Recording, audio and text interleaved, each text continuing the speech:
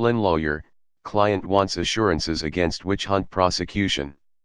The attorney representing President Trump's former national security advisor Michael Flynn said late Thursday that his client would not submit to questioning in the ongoing investigations into Russian interference in the 2016 election without protection against possible prosecution.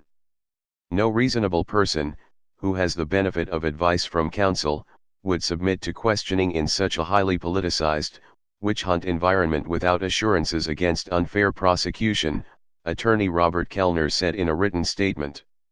Describing his client as the target of unsubstantiated public demands by members of Congress and other political critics that he be criminally investigated, Kellner confirmed that there have been discussions regarding Flynn's possible appearances before the House and Senate Intelligence Committees now conducting formal inquiries into Russia's attempts to disrupt the American political system. Gen. Flynn certainly has a story to tell, and he very much wants to tell it, should the circumstances permit, Kellner said. Out of respect for the committees, we will not comment right now on the details of discussions between counsel for Gen. Flynn and the committees. Jack Langer, spokesman for the House Intelligence Committee Chairman Devin Nunes, R. California, said a deal for immunity has not been discussed. An aide to California Rep. Adam Schiff, the panel's ranking Democrat, also said there had been no discussions about an immunity deal for Flynn. Earlier this week, Senate Intelligence Committee Chairman Richard Burr, RN.C., signaled that the committee was seeking testimony from Flynn. You would think less of us if Gen.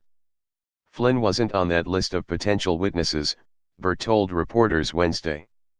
Flynn was dismissed last month after misleading Vice President Pence about his pre-inaugural contacts with Russian Ambassador Sergei Kislyak. Flynn repeatedly maintained that he had not discussed Obama administration sanctions against Russia during his conversations with Kislyak. But former acting Attorney General Sally Yates, fearing that Flynn could be vulnerable to possible blackmail, later presented intercepts of Kislyak's conversations to the White House, indicating that sanctions were indeed part of the discussions. Gen. Flynn is a highly decorated 33-year veteran of the U.S. Army, Kellner said. He devoted most of his life to serving his country, spending many years away from his family fighting this nation's battles around the world. Notwithstanding his life of national service, the media are awash with unfounded allegations, outrageous claims of treason, and vicious innuendo directed against him.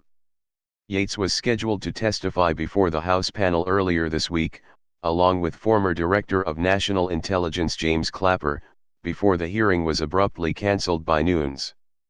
The decision followed a flurry of communications between an attorney for Yates and Trump administration lawyers in which the former acting attorney general was warned that much of her testimony could contain privileged communications and may be barred. On the day Yates' lawyer informed the White House counsel that she still intended to testify, Nunes canceled Tuesday's hearing.